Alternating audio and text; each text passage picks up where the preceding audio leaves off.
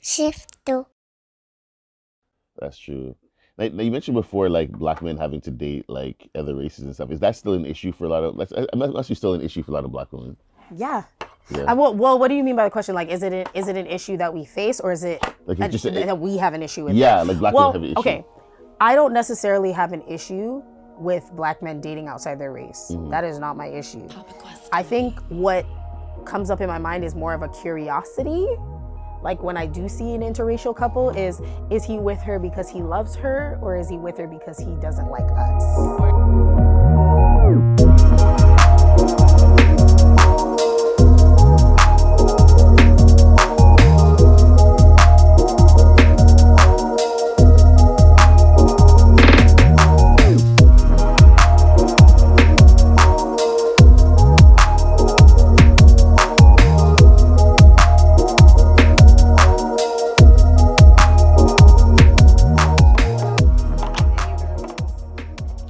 So let's talk about. We were talking before about Scarborough.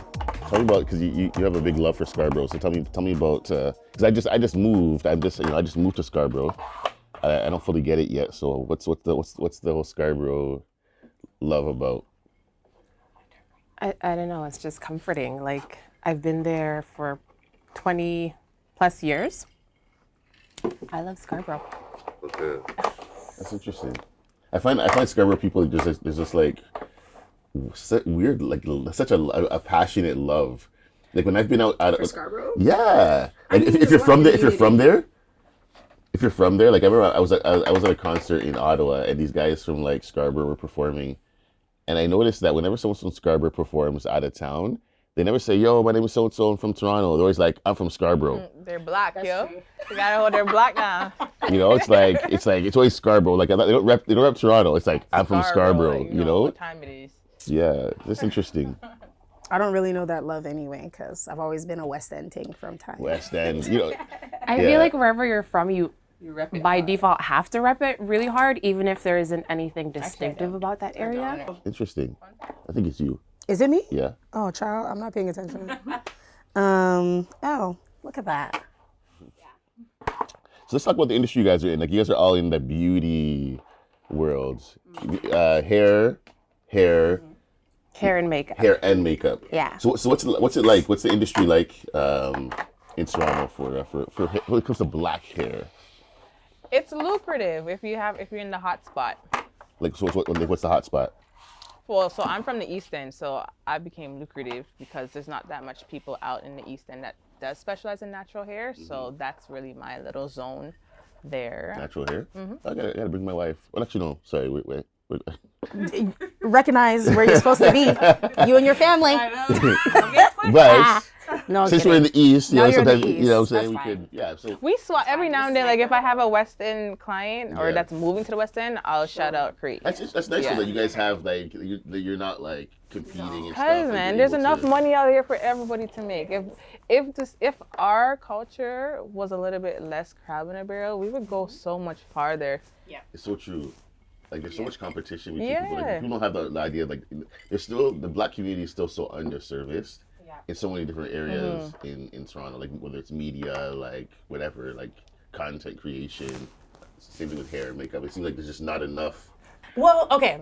I can say that when it comes to like my inner circle, there isn't much competition, and that's why they're in my inner circle. So like any chance that I'm gonna be able to put these guys on, like I'm gonna put them on, right? But at the end of the day, it's like outside of that circle, it's not really like that. Everybody feels like you're almost out to get them or trying to steal like what's theirs. But it's like there's enough for everybody to eat as long as we're working together to do that. You know what I mean? Because clients appreciate when you refer somebody, and then especially when like you're not around. Like I do quite a bit of traveling, and then like now that I own a salon, it's like I don't always have a lot of time to take clients. So I'll always refer somebody, or I'll put somebody on, or if it's a job that requires both, because I do both hair and makeup. If it requires both, maybe I might bring on another makeup artist and then just focus on hair that day if I'm feeling like it. You know what I mean? So it's just about spreading the love, but not everybody is like that. Everybody think there's They some see you people as out there competition. see you as- Period. yeah. It's huge competition, but I also think it's a cultural thing too. I was gonna say, I was gonna chime in there because Yeah. if you look at the African culture, when it comes to putting their people on, they put their people on and push them to the top and then 1000%. pull the next person up to the top. So I don't know exactly where we like missed the mark, but definitely the African culture, when it comes to the beauty industry, they gonna make sure their peoples are winning. And that's the truth, because I had one bride, and she was Eritrean, and she was referred to me by one of my friends, a guy, and from her I got 10 other brides, and they were all Eritrean. So I was like, that's how it works. Once they know, they're like, oh, you got a girl? Okay, cool. You got a guy? Put Okay, you cool. on. And they'll all Stay use on. you, right? The Caribbean community is not. No. And it's So it's a little unfortunate, chocolate but like chocolate, but- honestly, like if I could get me a nice little connection with a nice African networking, That part. and they trust me and they look at me as family, what? But I also feel like culturally, as a Black community, we're used to, because there wasn't many places for us to go to do things, especially in the beauty industry. We're used to doing things at home, and doing it at home means we're paying next to nothing or free, right? So now it's like we have stylists like us who know our worth and we're charging what our worth is, but not a lot of clients want to pay that. Right. Because in our culture, that's not what we're used to. We're used to being like, oh, my homegirl knows how to do weaves in her kitchen. But you still don't want to pay her. Can you do for $30? Can I just buy is the your hair? hairline your mouth after? That's the question. Like, there's a difference between a hair care specialist and a stylist. So that's where you got to draw the line. Like, okay, I want my weave done, but I also want to have hair when I take my weave out. So that's what you pay for. You're paying full quality. Right. But it's also a never-ending circle as well, because if you even look at the business aspect alone, like not even culturally, the business aspect alone when it comes to like race, it's already hard. And there's a lot of information and barriers that we have to look for ourselves. Like we don't have access to those, like we don't have access to information about loans and how to use them properly, or if we do have access to loans, we get higher interest just on the basis of like what we look like, right? So it's like when we get into that, and then now we're getting more information about how to properly run a business, and finding out that there is support for us to run businesses and operate and price ourselves according. I'm not sure that there's an understanding as to why we're charging what we charge, because what we're charging is not everything that we're taking in our pocket. True. That's true. Like we still have to reinvest in our business. We still have to pay our expenses. And then after that, then we're taking our profit. So it's like,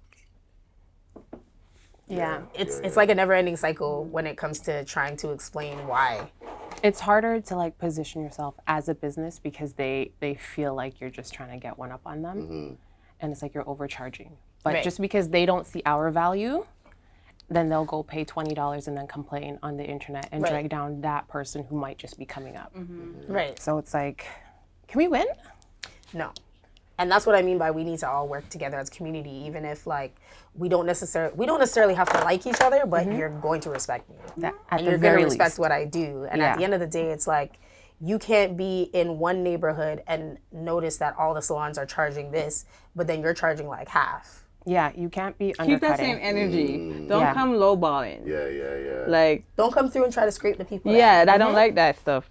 We are not the bottom of the That happens pot. though in every like we've talking to like photographers and videographers, and it's the same thing. Like you have like people are trying to do things at a certain standard, and then you have other people who are like, they lowball, Right. and it messes it up for everybody else. So you guys feel like there's a cap, like when it comes to like Toronto Black stylists, Black makeup artists? Do you feel like there's like a cap, like a ceiling you get to, and it's hard to kind of break through after that? Like you have to literally travel and get out and get out? Yes, I believe so.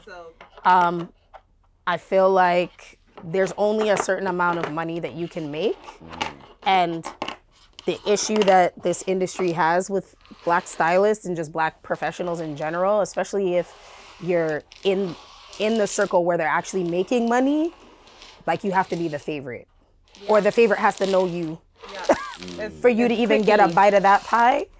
Whereas in the States. I've seen some. Listen, In the talk about States, it. you can make a good dollar Talk if you about work it, hard. Cause listen, There's money. I've been seeing a few posts on Instagram of hairstylists in the States, and they put the price, and I'm like, I know for a fact I am in the wrong city because I would have already had my Outback Ranch backyard open concept, because the prices they charge for what you're getting is like what I charge. But if I said, $1,600 for this, I ain't get it. I would not have no glam bar. It's so sad. It's so sad because, like, again, talking to people in different industries, like I always, like, talking to podcasters and different people, media, and they'll feel in art, like recording artists, and they'll feel like they get to this point in Toronto where it's just like, I can't go any higher, and then I have to, and I every time, like, sitting around the table, it's like, how many people here? I've asked, like, how many people here have considered moving to the States, and like everybody on the table put their hand up.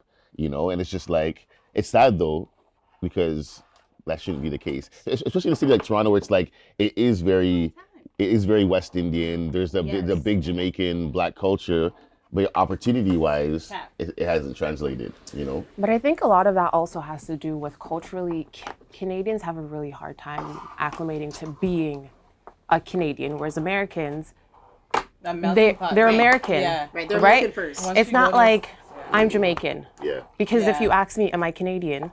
I'm Jamaican Canadian. If you ask, if I were an American, or if I was in America, I'm American. Right. They'll say they're American, and then you'll be like, Even well, though do you if have they any deeper, cultural? You're like, oh, my and family's from down south. I'm like, right. oh, so you're still American. Right. So you gotta go back. Right. And if they do have a culture outside of America, it's like They kinda they'll let you know it like way down the line. But it's crazy. I mean, like, even, especially like the part of where I grew up in the States, is like, if you say back then you're from the Caribbean, you kind of get outcasted as, oh, you're the Caribbean girl. Like, but when you come to Canada, it's just accepted as a culture, whatever culture you are. But when you're in the States, it's like, oh, she's from Jamaica. Jamaican girl. If I'm in the States and they ask like where you're from, it's like, okay, like what city, what block, whatever. Whereas here, it's like someone asks where you're from, I mean, like, what country does your family come from? Yeah. Like, it's not like where are you from, like city wise. It's almost like the U.S. is kind of like the cool kids. Yeah. At the table at lunch, they're the cool kids, But yet and it's still like you not don't really, want to though. be different. Ignorant. Yeah. Maybe. 'Cause I feel like we're becoming that slowly. Like, Is it my turn? yeah. I don't think we'll ever get there. No, and it's because America was built on consumerism. Like, For sure. Okay. And Canadians are so reserved when it comes to paying for things. Whereas an American, they'll pay and then they'll think about it after. I think we're the fact. reserved about anything. Everything. Modest about everything. Like the Olympics. As long as I come home with a medal. As long as I'm just grateful to be here. Yeah. You could That's tell the somebody. attitude. You could tell somebody in the States the price. They'll be like, all right, hold on, give me a minute. They calling up whoever they got to call up. But let me tell you, baby, they coming through with that $1,600 period poop and pre-booking. Right. Their lights might be off, but the $1,600 is coming for the bundles. And I appreciate that. I feel like with Canadian business, especially with the beauty industry, we move like Canadians in the beauty industry for sure. Where it's like everything is very humble, everything's very like, as long as I can pay my bills, I'm good and whatnot. And like lately, I've been really trying to get myself out of that. Like, why the hell did you guys block both sides? Hoes. Oh, okay, yeah. So I feel like we're very like humble when it comes to that, and I'm trying to get out of that attitude. Because I used to care a lot about my clients' pockets. Child, I don't care no more. They know. I don't care anymore. This is the price. They know what pockets they come in with. Do you have it or do you not? If you don't, okay, I'll see you when you have it. Yeah. Because what I'm not gonna do is discount because you don't have. There's usually the people that pay less that have the most critique. That have the most. Bro, This is a little orange. like, You don't see the red? There's no red in your hair hole. And that's why I do my consultation.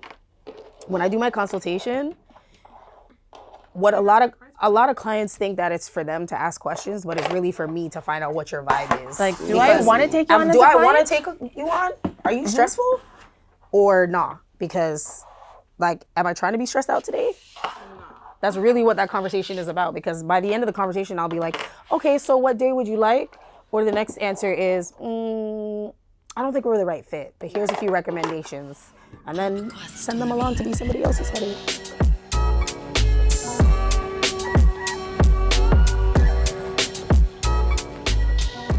These men need to know.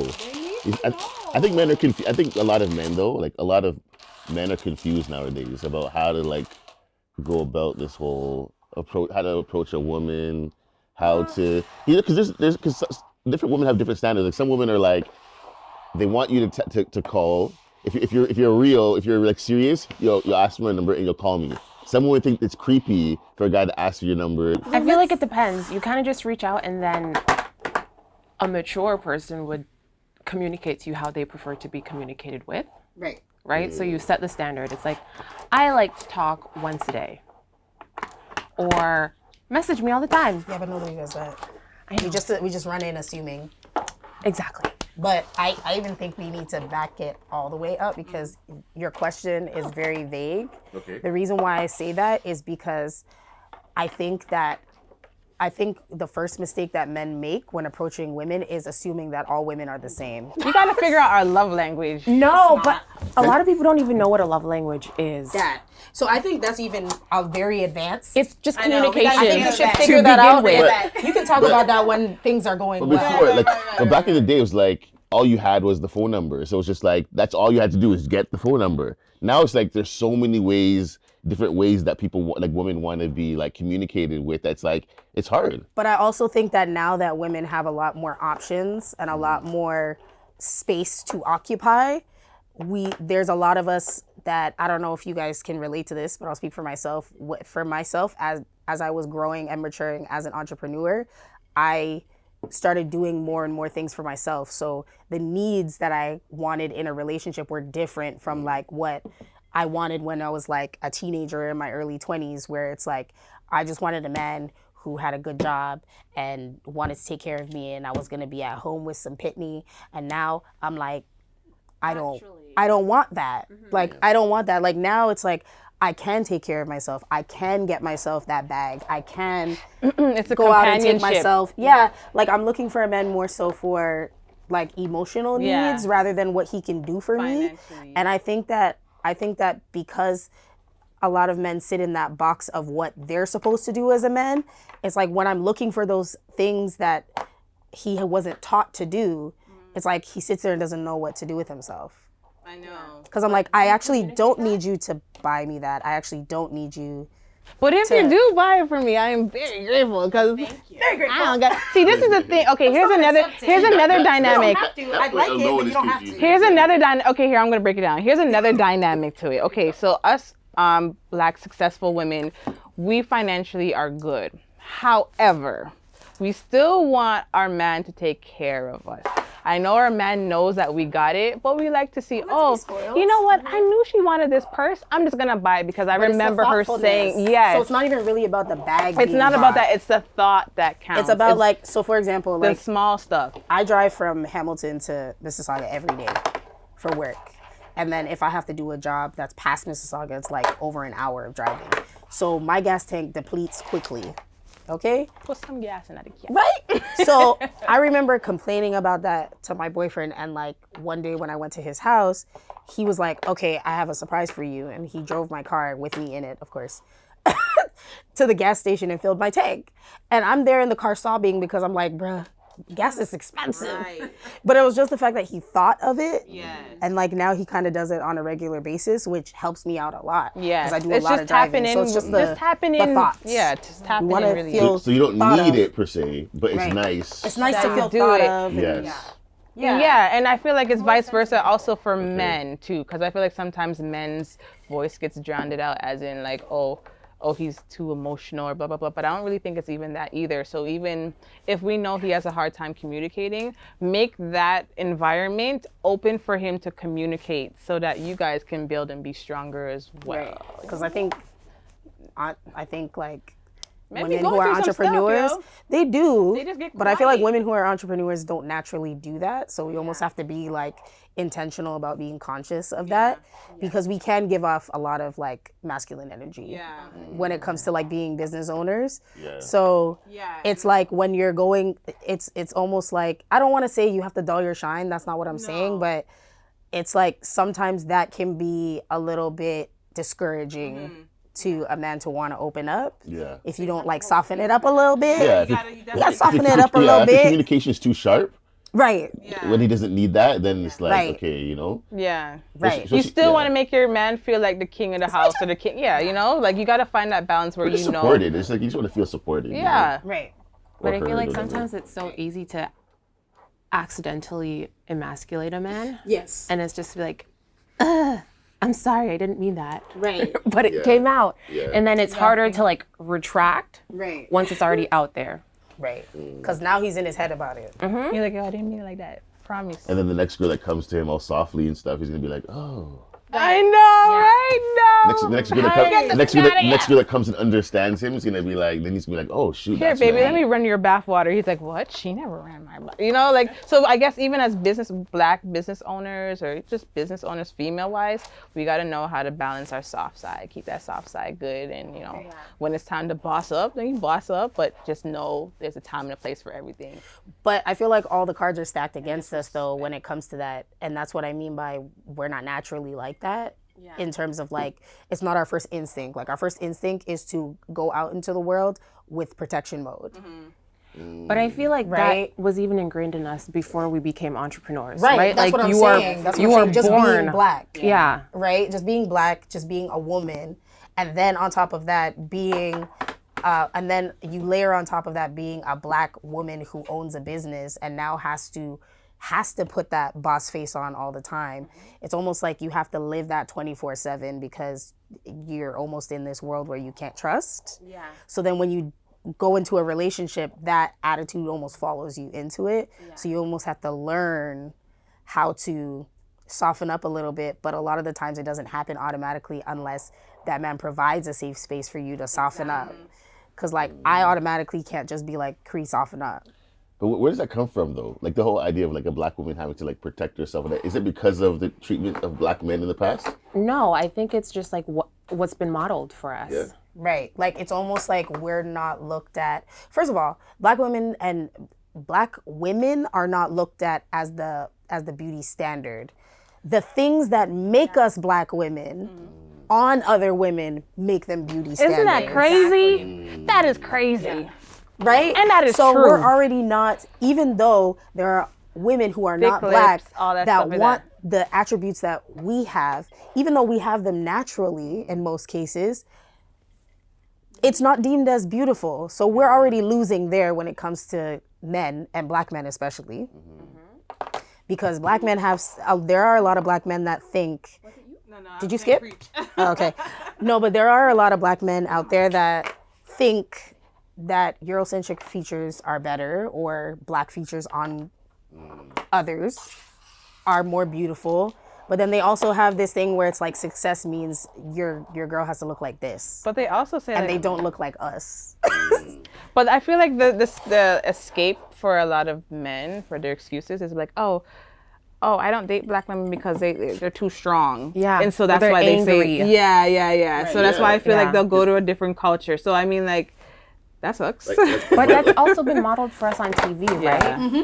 And so it's like if every time you see a strong black lead, they are a strong black angry woman, how are we going to feel like it's safe for us to be? Right. Like look at How to Get Away with Murder. She's strong and black. And she She's emasculates married, everybody but to a white she man. emasculates everybody. She's married to a white man whom they have a messy relationship. Then you have Scandal. She's a secret. She's somebody's side piece. Yeah. Like, where are the stories where like you're strong, black, and can be soft? With your Exactly, man? it's missing where are that those because stories? there is a lot of strong, Claire soft Huxtable, man. women. Yes, Right. there is. Claire Huxtable was like 1 in a million. I mean, for it is, sure. I feel like it definitely is a dying breed of it, but there still is some gems out here. Right. It really right. is. There still is some things out there, but I think there's a lot of things that as a community we have to kind of overcome. And it was any sort of relationship story that you probably thought of, I've been through. And it's rough out here in these streets. It was rough. I mean, I'm off the market now.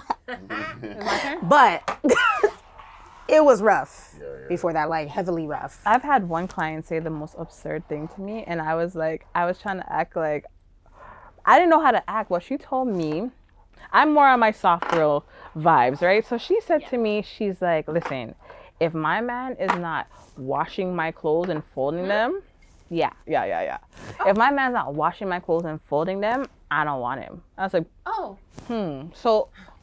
Okay, I'm all for like equal rights. But No. World, She told me. in what world will that happen unless that's his job? She told me that if he is not a yes man, washing her Man, clothes, you want that kind of man? she don't want him. That's what I'm saying. I That's said, so weird. I don't even want that. she was lucky. She couldn't see me because my face was like, Whoa. want that. Was that a black woman? Mm-hmm. Okay. and I was like, Does she date other black men? yeah, that's all she dates. I said, yikes. I think that's the new age city girl mentality. Yeah, it's that city girl mentality.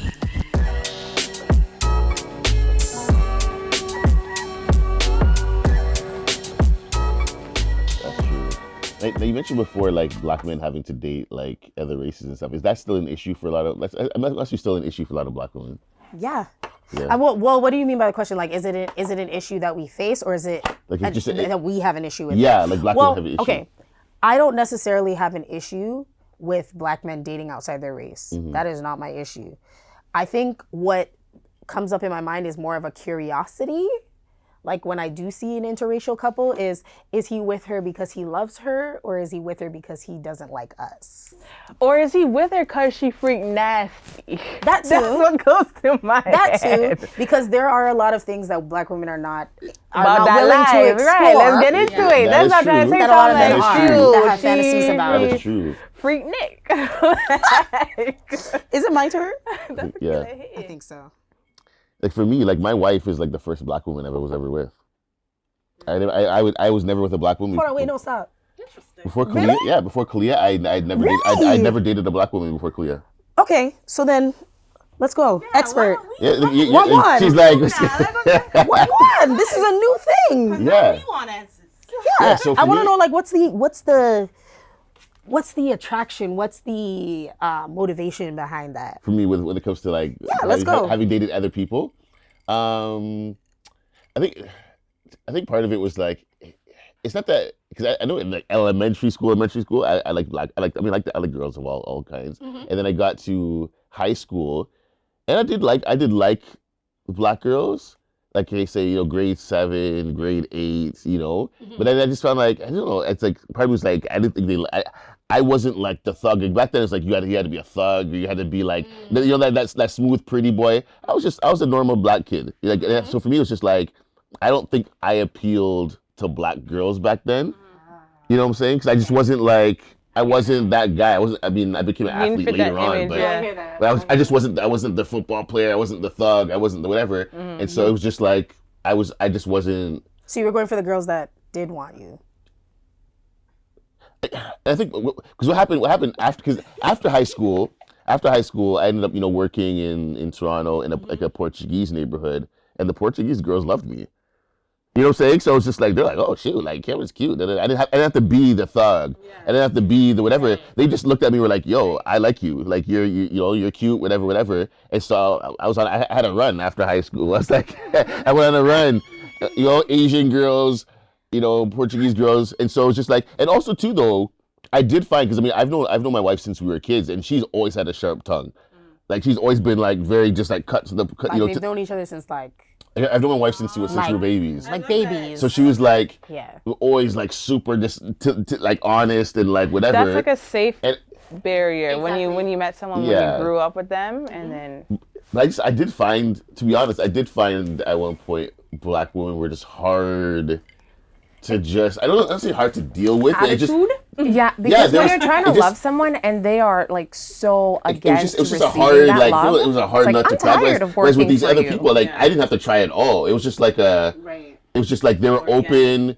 They were, and even to this day, me and my wife have conversations, because even her as a black woman, she still has that like, and so we talk about that. It's like, yo, why do you guys? But it's almost like we're born with that guard. Yeah. Like we're born with that even though I guard, look at and that's my what y'all mom- are hidden. I feel like at it's first. reinforced the older we get. Oh, 1000%. right? Because if your parents aren't easily showing you love at home, Yeah, Yeah. that's the part. when you go out into the world and people try to show you love, it's like, is this because you want something from me, or is it because I'm actually easy to love? Yeah. And I also think too, like I don't think we as black men have always done a great job of being safe Yeah. for you know what I'm saying? Like even like listen to music now. I mean, listening to even say the last Drake album, there's always talk about the misogyny on the last Drake album, whatever, and other albums too, like Future and whatever. And I'm like, I can't blame black women for feeling a certain way, because like when you listen to the music, you're like we're not creating a safe place for black women. So it's like.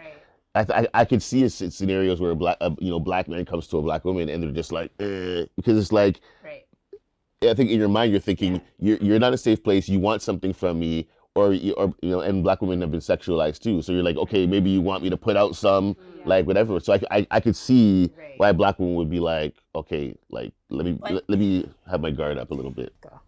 But I feel like there are a lot of different things that are included in those exchanges that make it problematic.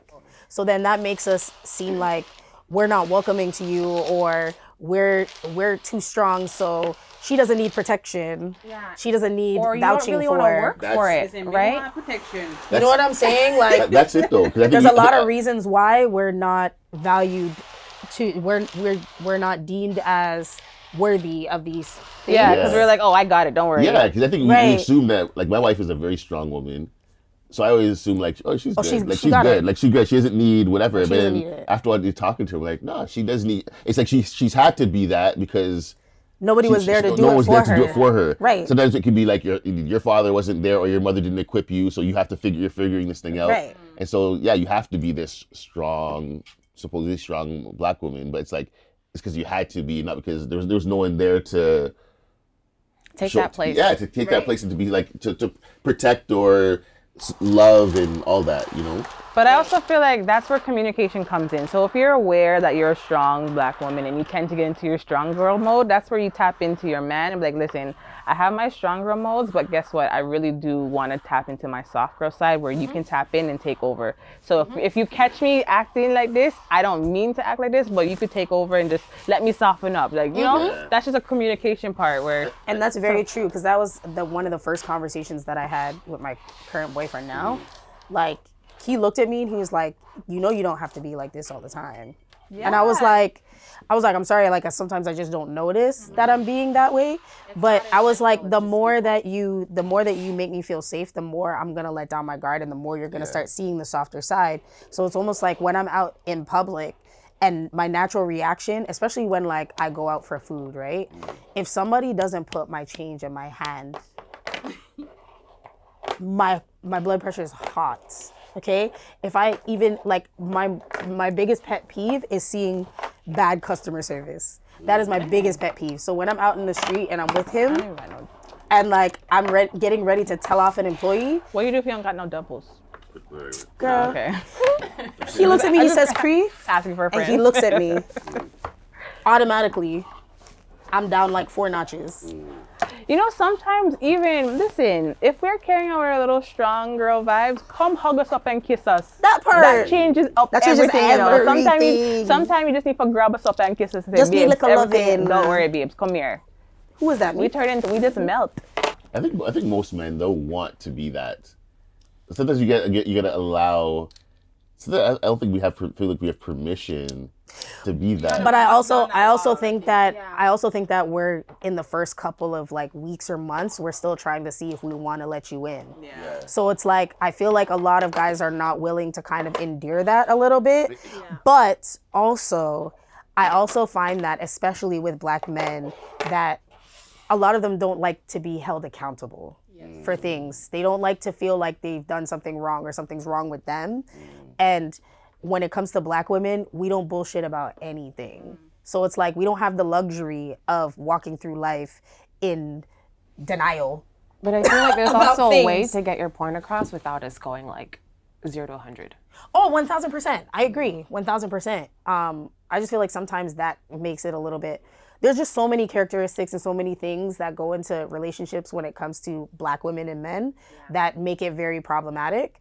And a lot of it comes from like childhood trauma. A lot of it comes from abandonment issues. A lot of it comes from cracks in our community. Like our walk through life as black people was made for us to not be together. and band together and work in harmony.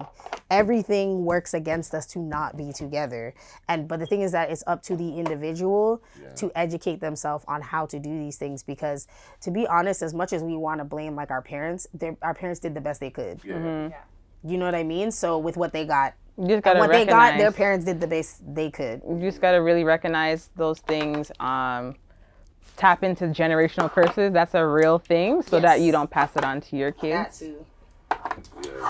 But I think that now that we're aware of the problem, it's easier for us to start unlearning these things and start putting like good behaviors in place so that we can model that for children if we have them.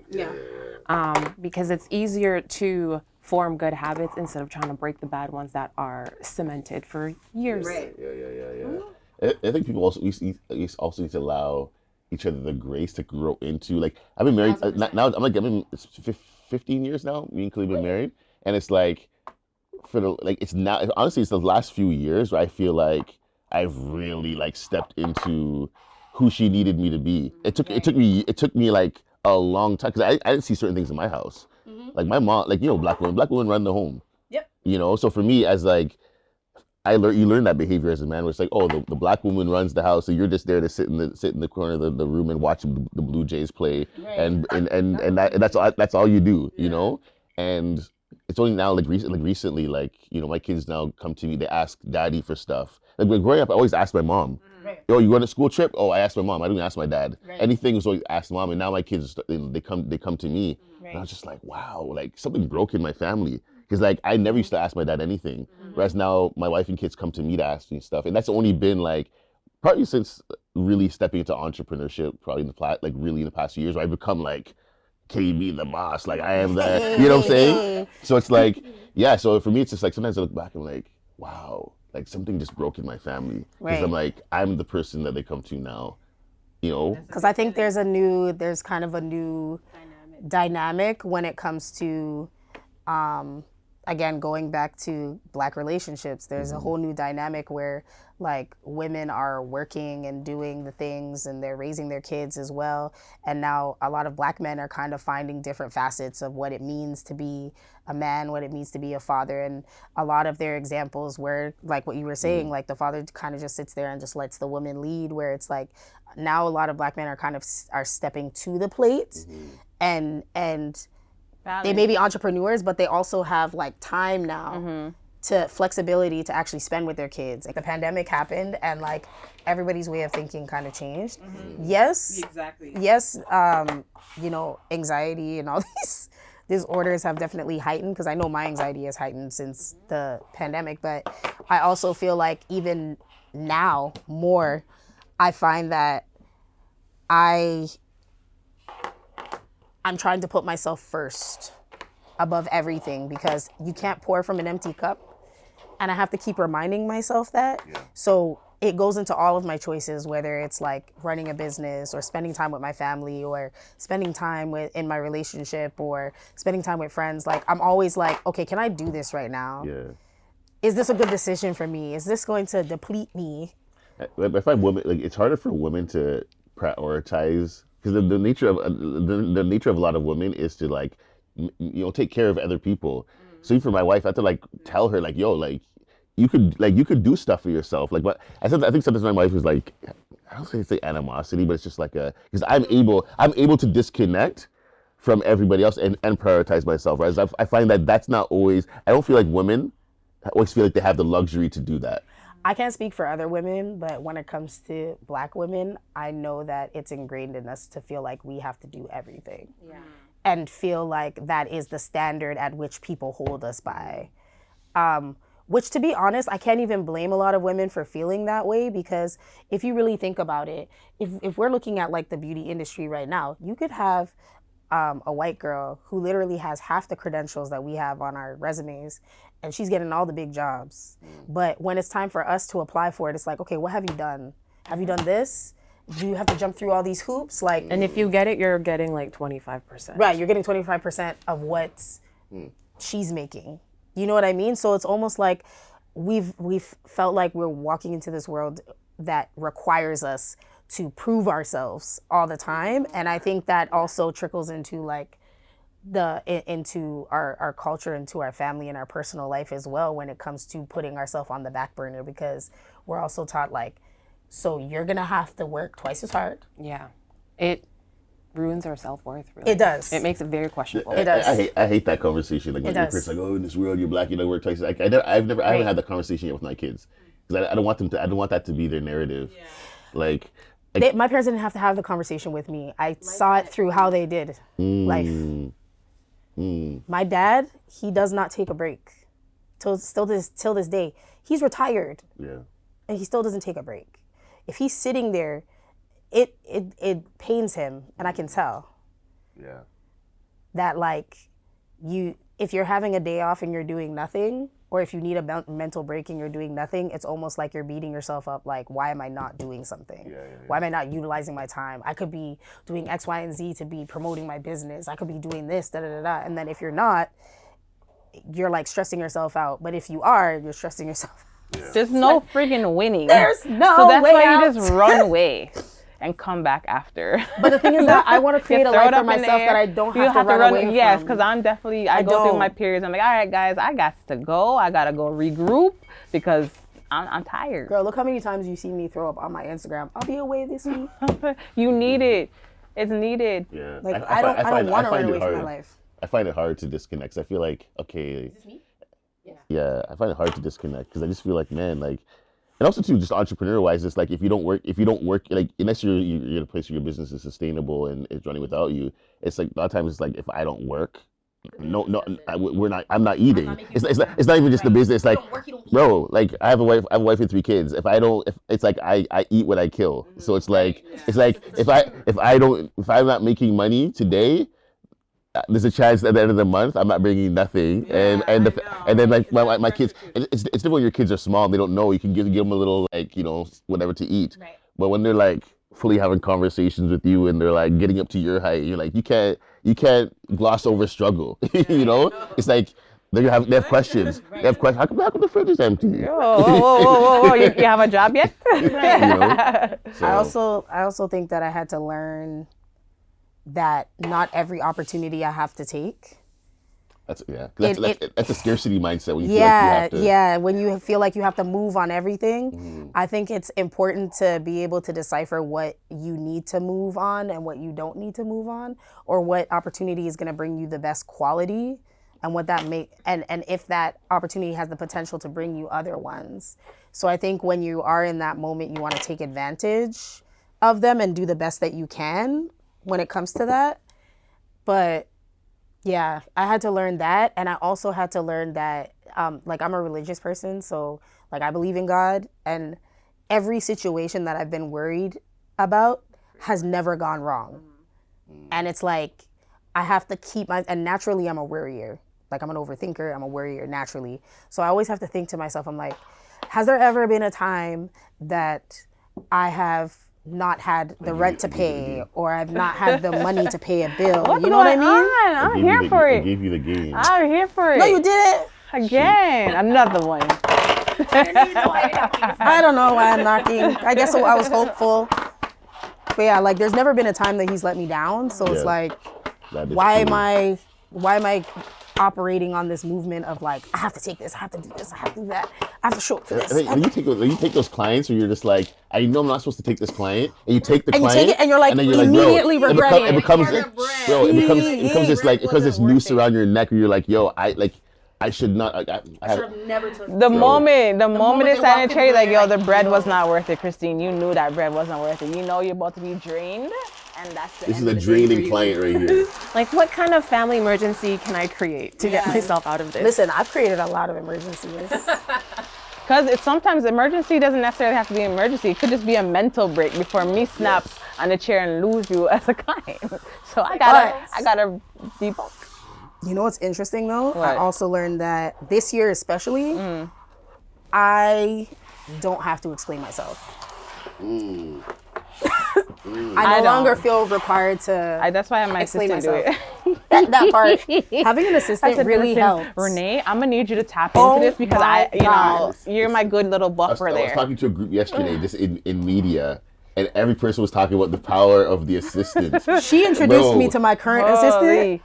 having an assistant makes a world of a difference. Yes. For your mental health, it's for worth your the stress, investment, man. especially if they're good at it. Oh Bro, my god. I have an editorial assistant, and man, because I get a lot of artists and stuff reaching out to me Right. like, hey, can you feature me on the website, whatever.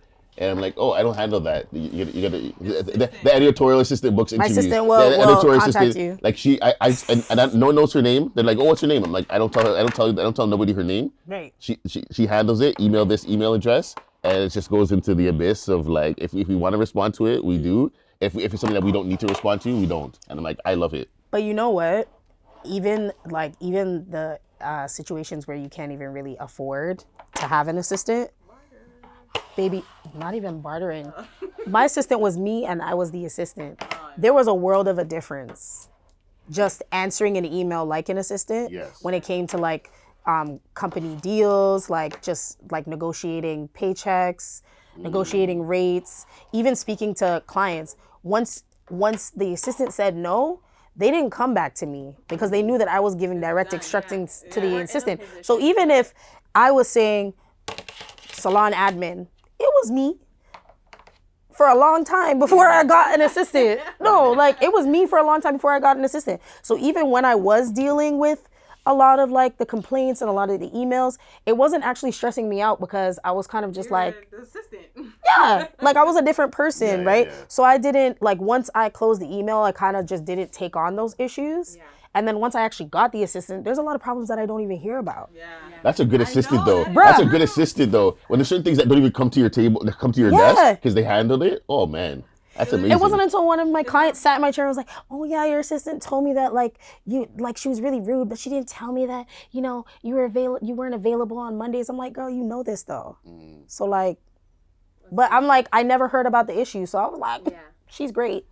So, and I'm still learning how to like delegate and like give her things because I'm like controlling as fuck. Delegation is like, I'm controlling as hell. yo, I did a personality test back in like February. Like my business coach had me do one, and I only read the report the other day, and because I've been struggling to delegate, and literally in my personality test, it's like your weakness is you do not delegate well because I have a certain standard of like quality, and also it takes you not too long to do. Like so it takes me like 30 minutes to do certain tasks. So I'm like, well, what's the point? What's the point of just giving it to her? Quick, When I can just do it myself. You Yeah. don't realize after a while it starts to pile up, and then you're like you're behind and stuff, whatever. So I suck at it. I've now learned. I went on a business retreat the other day, and that was my takeaway. Is like I need to start delegating. And when I was away, like my assistant ran everything, and I was just like, Nothing fell apart. she's like, so do you see that you can give me more? And I'm like, yeah. Right. I'm like, so now I've just been giving My you assistant stuff. calls me and she's like, "So the way that you wanted me to set up, it doesn't work. Can I suggest something to you that works Yeah, better?" you need that. And I'm like, No, but "Okay, okay. fine, sure. It's not gonna work. I tried this like 5 million times. It worked great for me." She showed me this new way of doing like doing bridal bookings now. And I was like, why was I not doing this before? So like if you find a good assistant, there's value in them. And at first, especially when you're if your business isn't like the first 5 years, that's like the struggle bus. So it's like hiring outside help can seem like a huge, did you go? Hiring outside help can be like a huge expense, but in the long run, you're gonna make that all back. Especially if they're good at it. I'm making my life easier.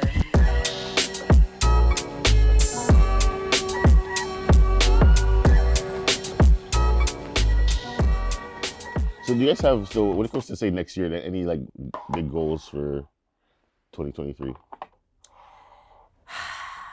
I want to there's a few things. I have a lot of projects that I'm working on, so I'm really hoping those accelerate.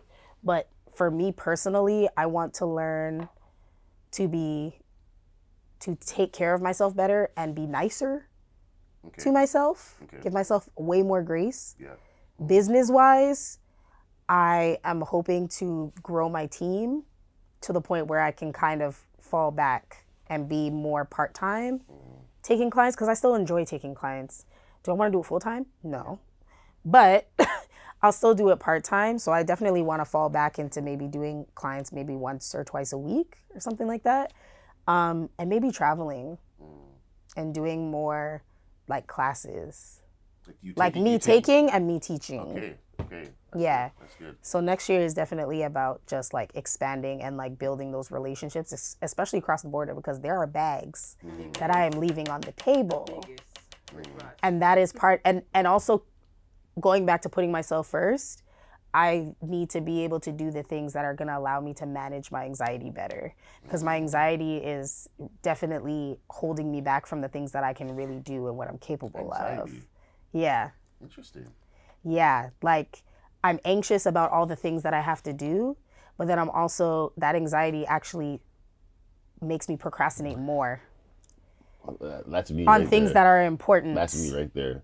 Because I'm afraid to either mess it up or fail, but I know I have to get it done. Yes. But it still doesn't get done because I'm just really anxious about it. So I definitely want to get that under control so it's not stopping me from doing the things that I want to do, because I always run my life in like taking the risk, because risk is not the absence of fear. And I have to keep reminding myself that you can't wait until like your anxiety is under control to do shit. You know what I mean? Just do it. And swim. Yeah. That's good. Well, I want to continue tapping into my brand, selling my hair. So you I have got your a own line of like of hair. hair. Yeah, I got my own hair, Glam Doll Luxe hair. So I want to continue tapping into that. I actually want to get more across the border, so I can just back and forth in regards to sales. I want to work on that. More classes for sure, teaching classes, and working on being a content creator. So I just finally made my own personal page, because I find it was hard for me to try and show my personality in my hair page versus, you know what I mean? Like when people come to my hair page, they want to see my work. They sometimes want to see my personality, but not all the time. And I feel like for me, that was what was missing for me to continue to feel fun and, you know, have that jive is I have a lot of personality. I need my personality to be out there. So I'm exactly. See, so I'm working on my second Instagram page where I can just be me. Who is Christine? I'm more than just a hairstylist. I'm a lot of personality. So I'm just gonna be tapping into that 2023. Nice. I feel like 2023 for me, I really want to get a space because primarily I'm mobile. These two ladies have spaces, and I feel like there's just like, I'm tired of moving around. And so getting a space and then, In Scarborough? yeah, I'm hoping. And then tapping more into education, because I feel like education is really where the money's at. It is. Instead of doing like one client per hour, per 2 hours, or whatever that time frame is, whereas I can teach a class, 10, 20 people. And Let me take this bag and go on vacation. exactly, education is also there, On the rise. can also make money for you when you're not there, Right. especially if you digitize it. Right. Residual income, baby. Baby. Yeah, I'm definitely tapping in. Exactly. I don't want to be 40, Yeah. 50 years old, varicose veins. I don't want that. I want to be on a beach in the sun. You know what I mean? Like, Right. I so- want to just take a vacation Yes. because I feel like it. It's impromptu, and I come home and I don't feel poor. Exactly. I don't want to be a pop down hairstylist, because you know back in the old days the hairstylists bust their ass night and day, pop down. 7 to 11. That's not for me. Okay, so I want to work on definitely making coins while I'm sleeping. Yes. Definitely. You want to create the life that you want to live. Yes. Like, you don't want to create a life that you need a break from. I don't want to be Yeah. tired. I don't want to wanna look run away tired from when my it's time life. to retire. Yeah. Like, who wants to look tired when it's time to retire? Like, that's not. But I also mash want up. to make more connections. Yeah. Like especially with other female entrepreneurs.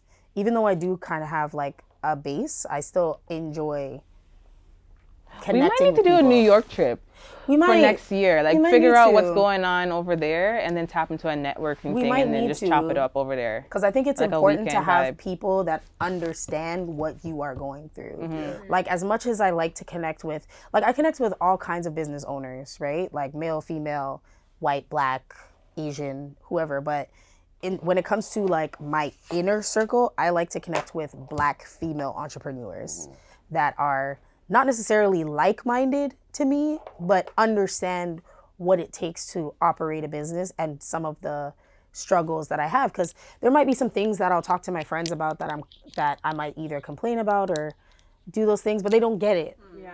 You need And they don't get why, especially if they're like a 9-to-5er, they're definitely not gonna get it. I think it's even important, even making sure you connect with somebody in a relationship wise, with somebody who understands that you're a hustler. The way you grind is different. Like you up 3 a.m. in the morning because you're talking to people from Vietnam. You know what I mean? As much as I want to cuddle, trying to source hair, I'm cuddling, but I'm also making connections because that's just how I'm built. Right. So being in a relationship with somebody who will appreciate the fact that, oh yeah, my babe's a hustler, that goes a long way too. Yeah.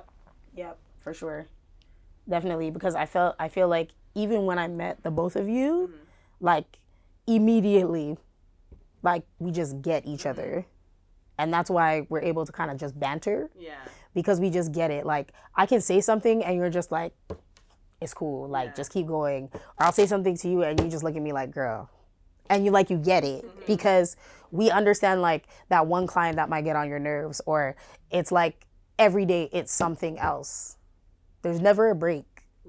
Never. At all. So I think it's important to kind of build that community around you that can understand like what it is that you actually do and how you feel about it, that you can actually vent to. Appreciate it. Like, yeah, and they can actually give you like good advice. Encourage you, like, and encourage you about it. Like even when you're acting dumb, they can be like, yo, like you're really acting stupid right now. Yeah, it's needed. So, yeah. I want to tap in. I want to ask a question. Let's go back to the relationship part real quick. Ooh, child. So what do men look for in a woman? Okay, wait, hold on. First, I want to know, are all of you guys interested in dating black men specifically? I'm a diehard. I am dating a black man now, and I wasn't interested in dating outside my race, nor have I. Okay. Not that there's anything wrong with it. That's my cup of tea. Yeah. I'm very loyal to that path. Okay, great. Carry on. I think it depends on the man. I think to be honest, like not all men are men. You know, so it's like that's an important point. Like for me, it's like I went from not liking, like when I was more not sure of myself. That's why I talked about not dating black women, or even like women who are like because I think I wasn't there. Like now I'm more. I've been married 15 years, so I haven't dated in a while. But I always find like type A personality entrepreneurial woman attractive to me because I'm there now. So for me, it's like I would need someone to match my energy. Right. Whereas before it's like I wasn't there. So I think a lot of men just. You're a rare breed. Yeah, like for me it's businesswoman like that. Like my mom's like that. My mom was always like work University Avenue downtown, working at big life insurance companies. I used to always watch her every day putting on her business suit and going to work and stuff, and just watching her. And I'd go visit her in the office. So my mom was always that kind of woman, and my wife is like that too. So for me, it's like. So it's interesting you were exposed to that. I kind of my wife is like is so much like my mom. So and I mean that wasn't intentional, but. I think that happens though. Yeah. You kind of what you're familiar with. Who I'm with right now, the more I spend time with him, the more I start to realize he's exactly like my father. Yeah, it's what you usually is. So maybe that's just what you end up like exactly. And my mom was like professional. She could be very hard, but sometimes she was also like I was mama's boy, so it was like she was also very loving and very like nurturing. So she had that balance of both. So I think I think that's what I've looked for. But I think most men just want support.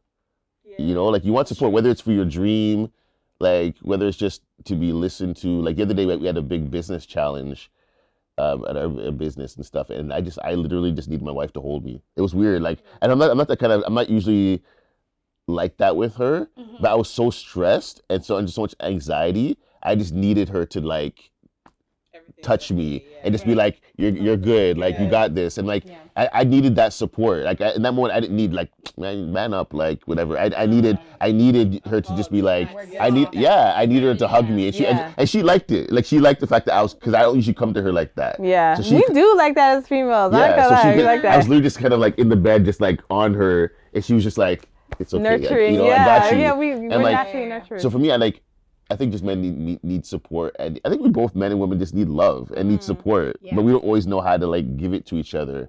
My wife has been so ride or die with me. Like I've been an entrepreneur for like next year's 10 years since we started at Shifter, and my wife's been with me throughout. Like she's struggled with me. We're on, like I'm talking food bank, social assistance. Like she's been there with me, and then now it's like things are like things are good now, but it's like.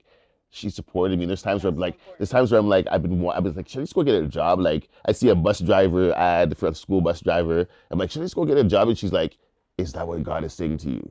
Is that what you're supposed to do? Yeah. If not, keep going. And she like times where I was like, I feel like as a man, I should go get a job. Right. She walked me off the ledge of going to get a job. She's like, no, you're supposed to be an entrepreneur. Keep going. And she went through the struggle with me.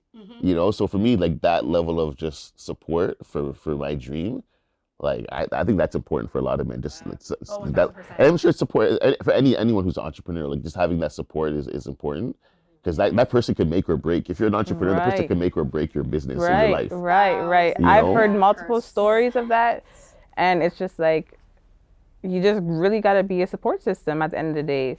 What his dreams is might not be what your dreams is, but you got to let him live out his dream and be his backbone and his support system as he goes. And trust me, if you're there from the thin part and you guys make it to the thick part, he will appreciate you 3 billion. You know what I mean? I think black men want that ride or die. Yes. Like it's so important. Like having that woman, like, and that's something that I think black women have that I think other women don't have, is that ability to like ride with their man and like go through with their man. Like even when times you go through marriage difficulties and stuff like that, I'm like, nah, my wife deserves to like go on this, like we deserve to go on this journey together, because like she's been there in the trenches with me. Right. So it's like, I appreciate that for that investment in me as a person. Like she it's like, and I think also too, I don't know if it's necessarily what men want, but what men need is someone who's just willing to extend the grace to allow them to go through the process. I think with relationships nowadays, we want everybody to be like ready right out the box, right out the box. Like you got no assembly required, Batteries included. You need to be willing to get out your Allen key and just be like, let me just, like you gotta be willing, because like, bro, like 15 years, I feel like the last 2 years, like actually when my father died, I feel like I really became a man when my father died in 2018.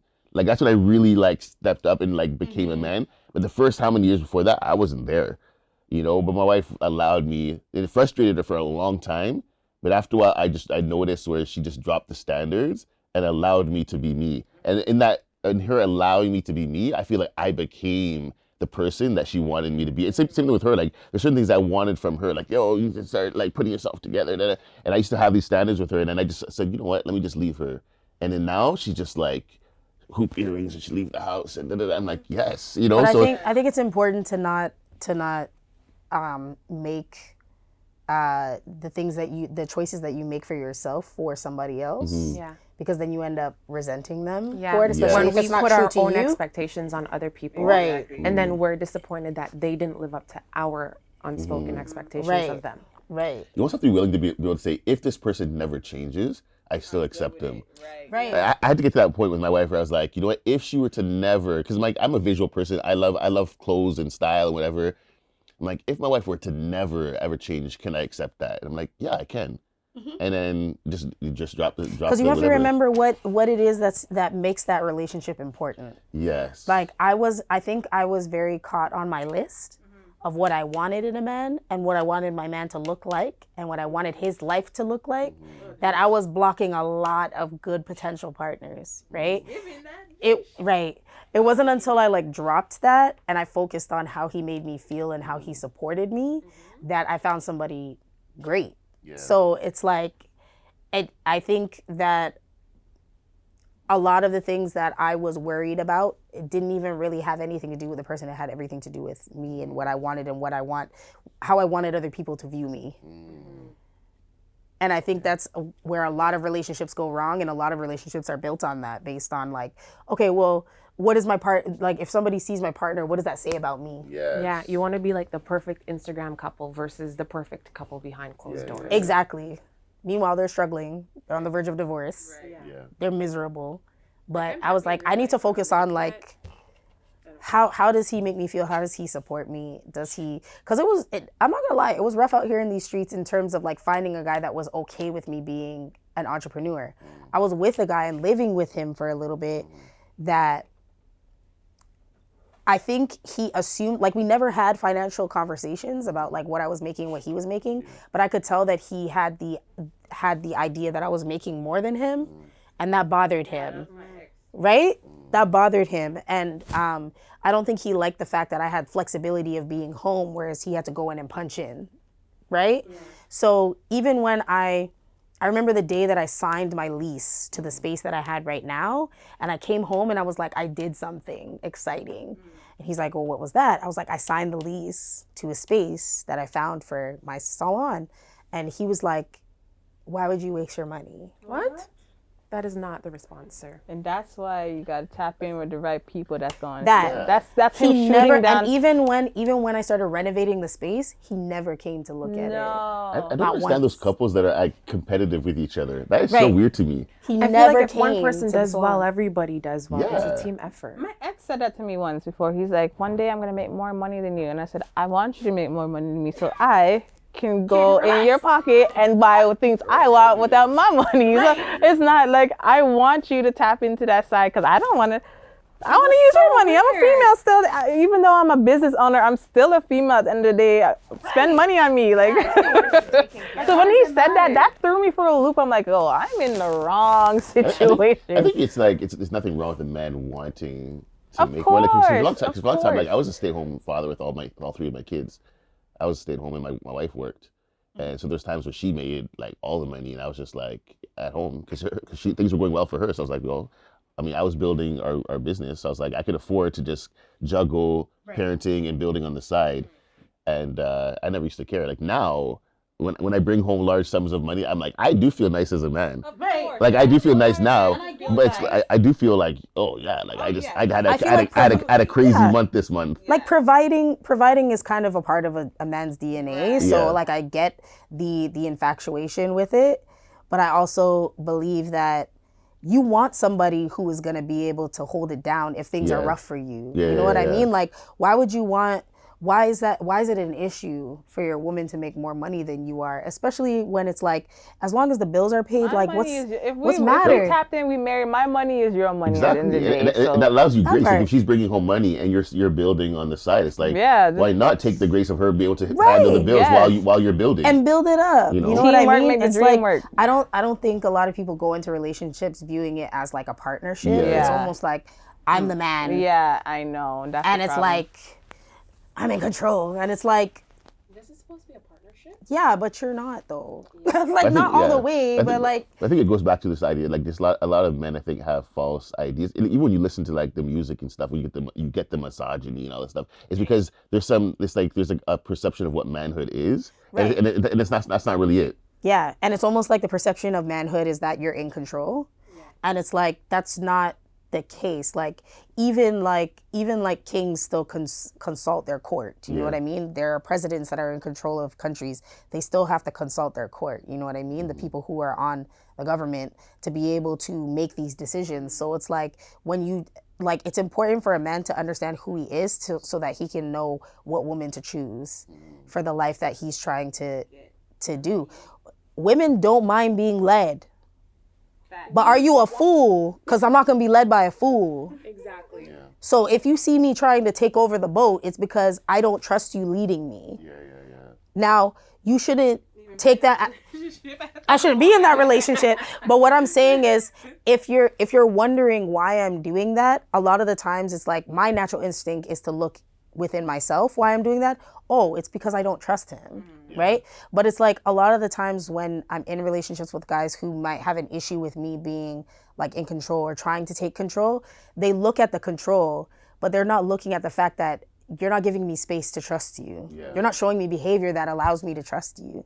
So it's like there's no like reflection on self. There's a lot of like taking up space and just taking up space because you're a man and you want me to just give you control. And I'm like, no. Like my only qualification is I am a man. I'm a man. You're supposed to give me the respect. You also make sure though that the reason why you're not trusting them is not because of previous like trauma with somebody else. Sometimes it can be like sometimes I still have to tell my wife like, you know, I'm not like, you know, I'm not other men, or I'm not like, or sometimes it's like if a woman had a bad relationship with her father, and then they see you just doing one little thing that's like their dad. Oh, yeah, it's a trigger. Like, oh, you're. It's like, yo, you could trust me. Like, just because I did this one thing like your dad doesn't mean I'm your dad, or your brother, or whoever hurt you. Right. You know. I've been learning to communicate those things, especially when I'm triggered.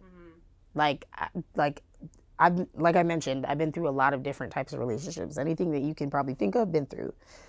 So now in this one, I'm trying to do it a little bit differently. I'm trying not to be as closed off, and I'm also trying to explain myself and articulate myself properly when I'm triggered. But the difference is that he's giving me space to be triggered and explain why I am triggered, and then but it's good to know that your person is able to hold space for you, because a lot of times people can't hold space for us. They take it personal and they're just like, you did that and I'm over it. Instead, he's kind of just like, why did you react like that? He wants to understand you. I have to say, as someone who's known you since you were, what, teenager? Maybe? Yeah, maybe like 13. Yeah, 14. I like this guy. I just want to say, I like this guy. He's even though I've met him, just the sound of him, I like him. He's cool. He's cool. Like, I think people can tell when you're in something healthy based on the fruits of how it wears on you. Like, for me, like, even my clients, they can sense that my energy is lighter because he provides a space for me that I can, like, just decompress and just be myself. Whereas when I was with the other guy that wouldn't even visit my space, my clients they could tell something was wrong, but they didn't want to say it to me because they didn't want to upset me further. It wasn't until one of my clients was like, hey, Cree, like, is everything good? It seems like you're off. And I can tell, like, something's wrong. And that's when I was like, I have to leave that relationship. Yeah. It's true though. Even like dealing with abandonment issues and stuff like that. Being in a relationship, my natural instinct is I'm running before you hurt me. So me doing that, sometimes I realize I can't handle situations like that all the time, because if you hurt my feelings, if I feel like you're about to hurt my feelings, I'm locking you off, closing the door, throwing away the key. But that in return, when they might have just had a hiccup, if they had a hiccup, they don't understand what you're going through. So I had to be like, hey, you know what? I'm sorry. I have abandonment issues, and that's just my fight or flight type of mode, but I'm working on it. And when you say you're working on something, make sure you stand by that. So you're growing. You're healing. I have a question, actually. How do you guys feel? Do you feel like Toronto has the support or the system for creatives? That's in the air. I think for more and more conversations of having with people in different aspects of creativity, like the answer I keep hearing is no. But that it's improving, that it's getting there, but just it's not. Everybody I've spoken to has been like, they have to go to the States in order to grow or to make the money they should be making. Everybody like that I've spoken to, it's the same thing. I've seen so many people hop on a flight to Atlanta, and there are just so many spaces for creators, specifically Black creators, and like-minded people that are just willing to either learn and pay you the bag to learn or teach you. I feel like in America, they don't gatekeep. Here, they don't. Like, everything is under lock and key. And whether or not it's genuine or not, whether it's about $1 or not, they still don't gatekeep. Yeah. My wife and I hit up a executive producer of a show we like. Just hit him up and say, hey, can we just jump on a Zoom? We're trying to get into television. Can we just have a call? And he's like, yeah.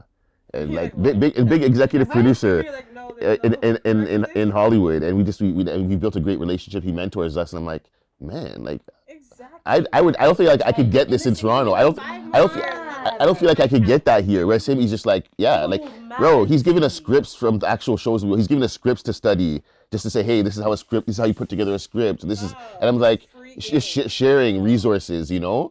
And here, I'm like, I don't think I would get that. Right. You wouldn't even get a response. No. Like, even we're gonna send you to the assistant. Right. Even like friends of mine, like, I remember there's Melina. So Hair by Melina, she's a Filipino hairstylist, but she's bomb.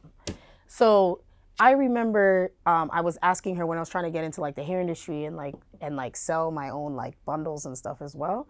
I was like asking her, hey, like, because she was the only one at that time like selling Cambodian hair to everybody. So I was like, hey, you know,